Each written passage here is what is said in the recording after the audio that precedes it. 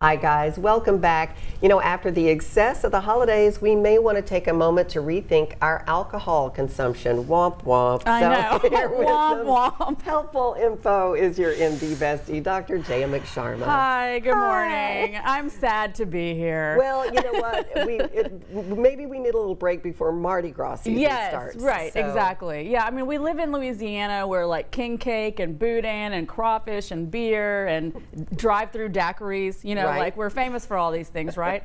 I personally, let me just say, I love alcohol. I really do enjoy a good glass of wine or a good martini. But you know, recently the outgoing Surgeon General Vivek Murthy, like one of his last acts was basically to say, listen guys, as my last act as Surgeon General, P.S. alcohol is not good for you in almost any amount.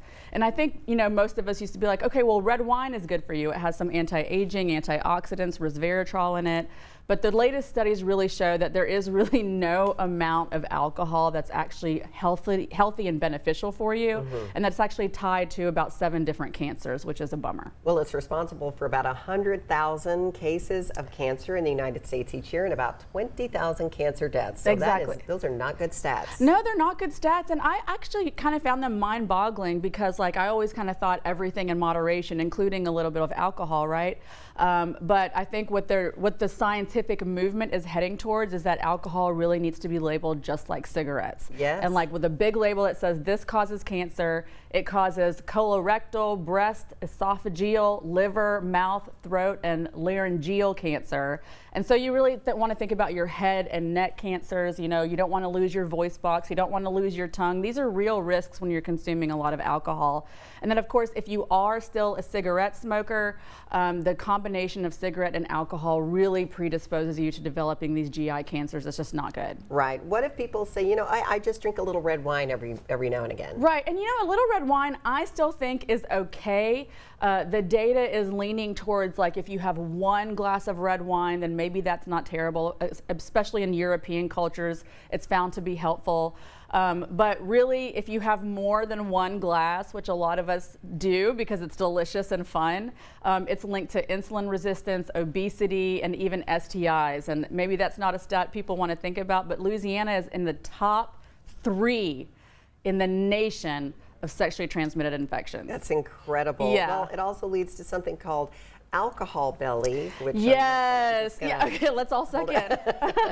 But definitely, I mean, you know, people come to see me for health and, you know, for getting into a healthy weight, and the hardest part of the body to tone usually is the stomach, and alcohol is not doing any favors if you're trying to get rid of that little beer belly or wine belly. Well, what do we do if we want some alternatives? Yes, that's a great question because I didn't want to leave anyone was just like, don't drink alcohol and nothing else, right? Like, I'm not going to do that to you.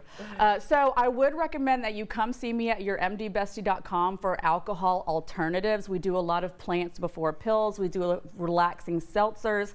And we even will recommend, listen, if you are going to drink alcohol, here are the ones that you should have. So red wine is on that list. Red wine is good for you in moderation, maybe 1 glass a night, but also you really want to stick with like clearer things like tequila, which comes from the agave plant. It's basically fruit juice, right? So if you're going to do it, you want to do something that's low in calories, tequila, champagne, light beer, a hard seltzer, or even a Paloma, which has some grapefruit in it, which contains antioxidants and things that can help, you know, regulate the nervous system. So I think what you really want to do is plants before pills, relax in all the ways that you can that don't involve alcohol, and then when you do drink the right ones and drink it in moderation. There you go. And they can always schedule a consult. Yes, and I do have actually medications and supplements to help you desire less alcohol. It's literally called the Drink Less Consult. So come see me, we can work it out. I'm never going to tell you to completely abstain from something that you enjoy, but I will come up with something that works for your lifestyle to make you healthier in the long run. And listen, cutting back is always a good thing. Yeah. Everything in moderation. And if there are some substitutes there, why not? Exactly. Better. That's what I'm here for. Dr. Jaya, thank you so much. Thank you. Your MD Bestie right here.